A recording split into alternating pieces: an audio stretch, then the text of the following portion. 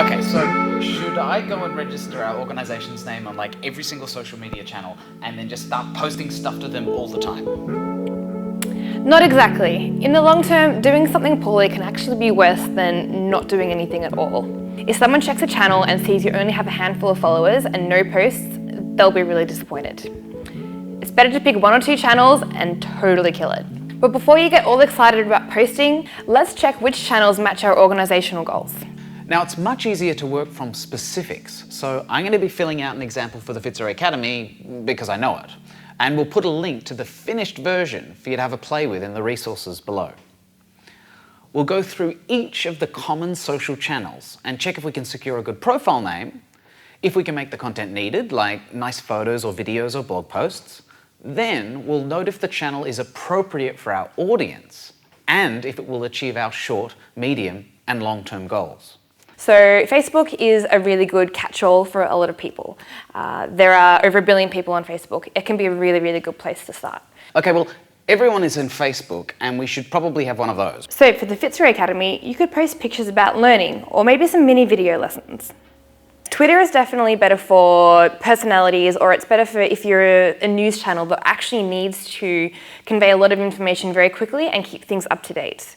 So as a brand or as an organization whose messages are maybe a little bit more slow or at times a little bit more static, Twitter is not necessarily your best bet. However, it's a really good idea to keep an eye on Twitter and what's trending on Twitter. Twitter is where there is an enormous amount of conversation taking place. Well, we're not really a tech news site. The main reason to have Twitter is for the Fitzroy Academy to get in front of teachers because they're all on Twitter. In fact, our best case for Twitter is making content that our staff and teachers can talk about using their personal Twitter accounts. Instagram is fantastic for telling micro stories almost, and it's really great for telling brand stories. So the downside of Instagram is that it's very hard to share things. It's very hard to lead people to another website or another page that's giving them more information. However, Instagram has by far, out of any social channel, the highest organic reach, meaning it's reaching the most people per post out of any other channel.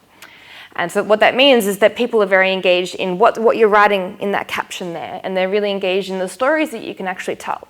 So providing that you can tell some stories in a slightly interesting or slightly visual way, whether that be a photograph of you interviewing someone or a photograph of you in the office one day or taking your dog for a walk even. But if you have an interesting story behind that, that can really go a long way in building the story behind your brand and helping people care about what you do.